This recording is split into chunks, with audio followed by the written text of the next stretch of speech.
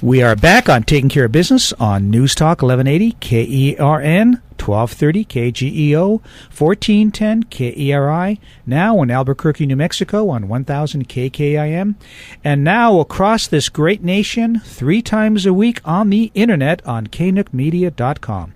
Plus, you can catch any of our shows on the Clay and Marty Show YouTube for the last 4 years. So, Clay, what do you think of John Bolden? John's a sharp individual. Yeah, he is. No question about it. And I like his He's always been a sharp individual, though. Yes, and I like his if our perspective. current government would listen to him, maybe we'd make some right decisions. Yes, yes. Well, to finish off this conversation on Iraq, we've got a friend of ours on the show, a gentleman we've had on several times, a combat veteran who lost his legs in Iraq. Yes, sir. Wesley, really? Yes. who now has a pretty good-looking beard. I like that. On you, that looks good. Thank you, sir. Yeah, I'm the only guy in the studio here that doesn't have a beard today. Anyways, Wesley. When you grow up, you'll be able to grow one, too. Mine comes in really gray. Wesley Barrientos. So, Wesley, welcome back to Taking Care of Business. Thank you, sir. My pleasure being here. So, tell us about your story. Tell us what happened to you in Iraq. I did 3 deployments to Iraq. I was there from the very beginning. I did my first deployment there with the 4th Infantry Division.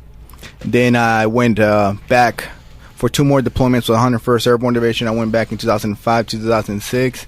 Then for my 3rd and final deployment in 2007, I was only there for a few months because, it was cut short a little bit. For some strange reason. Yeah. A little explosion cut it short, but yes. And what group were you with in the 3rd term? I was with the 101st Airborne Division. That was the 2nd and 3rd term? Yes, sir. Okay. And what was your job there? I was a infantryman. So you shot people? I was a trigger puller, yes, sir. Yeah, he was a ground pounder. You Okay. bet. So the reason you're And you were in Army, not the Marines, right? No, sir, negative. Okay. Here you guys go. Here we go again. Another Army Marine thing. Lead I in can the see way. it coming. Yeah, where's Jeremy to help me out here? Anyway, so the reason your 3rd tour was cut short was because you lost your legs. Yes, sir. It's a roadside bomb detonated right underneath my vehicle and took both of my legs. My left one through the knee and my right one just below the knee. Mm-hmm. Yes, okay, so here we are. It's been. I mean, you've had God knows how many surgeries, and gone through what you've gone through. Yes, sir. Looking at what's going on in Iraq in the last couple of weeks, what's your feeling on this?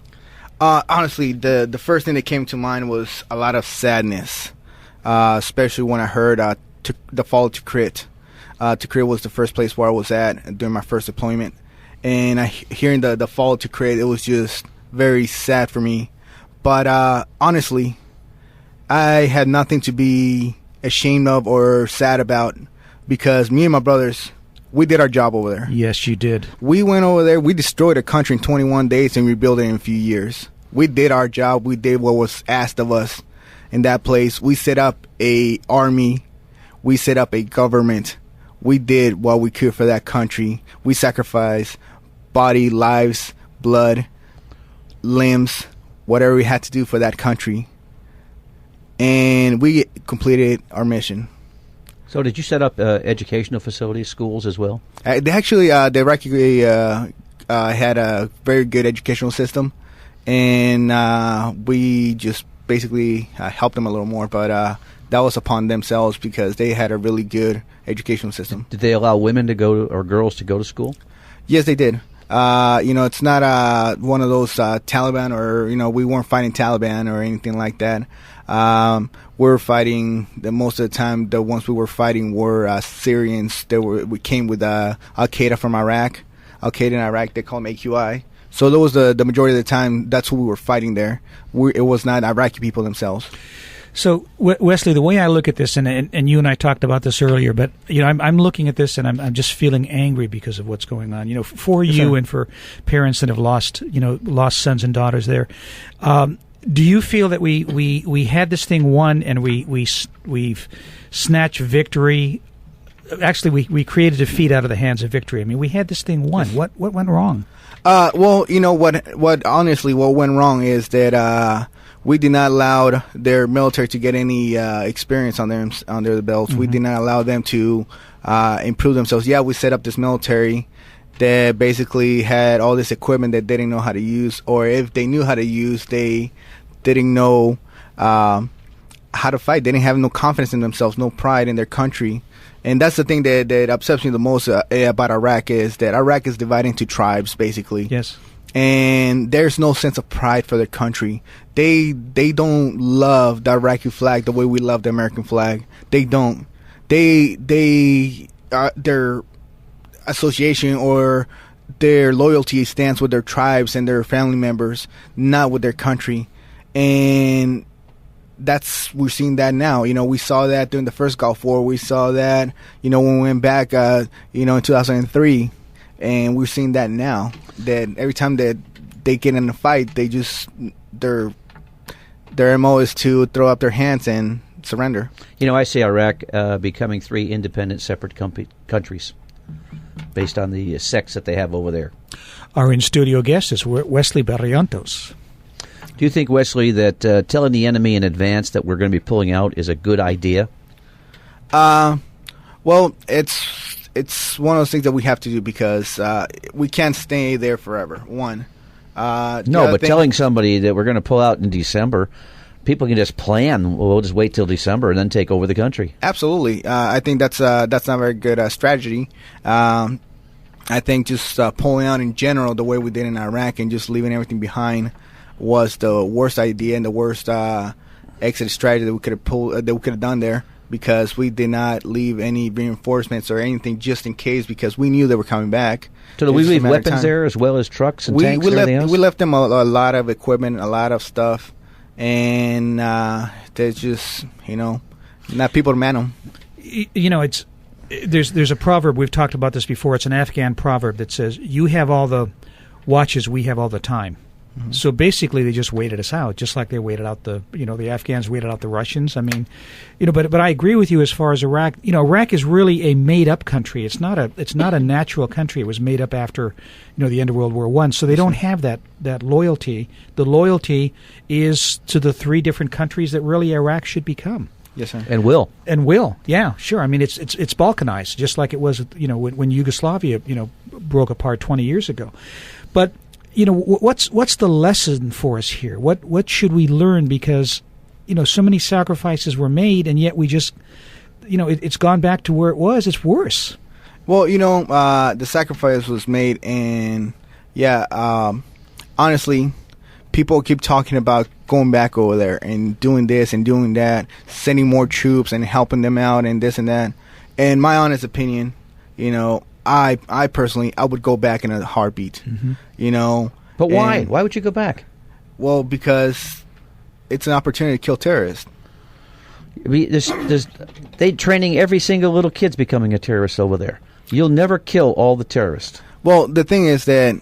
And why sacrifice your life to go back there where they don't even want us, don't care about us, all they want to do is destroy us? And I know what you're saying. And for me personally, I feel an obligation to go back. Me personally. Do I believe that we should go back as an army or as a military and help them out again like that? No. I do not believe that one of my brother's lives is worth 1,000 of theirs. And, I don't believe that our sacrifice, why are we going to send our sons and daughters to go over there and fight and sacrifice their lives and blood for people that are not even willing to do that for themselves? Why are we going to do that? Yeah, and that's a good point. And the other point, the point that I keep on falling back on is a government, meaning our government, that sends us to something where there's no real commitment. Mm-hmm. President Obama should obviously have kept soldiers there the last couple of years, at least to train the Iraqi army. Yes, they didn't. So, you're risking your life for something where there's really no total commitment. Yes, sir. And a war should have total commitment one way or the other. Exactly. And, and we, like you said, we were winning this thing. We had this thing in the bag, basically. And we just left. We just dropped and left. And that's the worst thing you can ever do in in that kind of situation. We didn't do it in Korea. We didn't do it in Germany. We didn't do it in any of those places. We still have forces in those places. Why would we do it in a place like this, especially such an unstable place like this? And what happened as soon as we left? Yeah, well, the AQI came back, and now it's actual formal AQI. It's Al Qaeda in Iraq, and now it's called ISA. The Islamic State of Iraq and Syria. Well, it seems to be only one sect is part of that ISA group. Then there's another sect. There's like 3 different sects in Iraq, aren't there? Yes, sir. The 3 major ones are the Kurdish and the Sunnis and the Shiites. Those are 3 major ones. Now, the Kurdish is the one that the former president over there dropped some gas on, didn't he? Yes, sir. Yes, they are very angry people at the former Sunnis controlled state, but they're also very brave people. They actually, I have a lot of love and respect for them because they actually stand up and fight for themselves. So who are the ones in Baghdad? What group is it in Baghdad? Baghdad's a mixture, but it's mainly Shiites. Okay. You know, it was interesting. We had, we had Patrick O'Donnell on. He doesn't think that they're going to take over Baghdad. He doesn't see that happening, but he does see again the three separate states. One thing I'm concerned with, we only have about a minute left, is I don't see the anger in our country that we should have. Mm-hmm. Why do you feel it isn't there? I think that people are just tired of Iraq. People just don't want to go back into that. We don't want to be sucked into this war again with people that don't want us there. And I think people, they're angry, but they just don't want to be sucked into that with the emotion anymore. They're tired of it. You know, Marty, I wanted to close with this. There was a song that Brenda Lee sang that I'm going to dedicate to President Obama. It goes like this: I'm sorry, so sorry, please accept my apology. I remember that song. Yeah, and that's what it's been around the world. Yeah. Wesley, thank you so much for your service, and thank you for what you've given, and you've just been you've been great with us, and you've been great to this country, and thank you so very much. Thank you, Wesley. Thank you. We'll see you again in 167 hours on Taking Care of Business on Koerner Radio, News Talk 1180.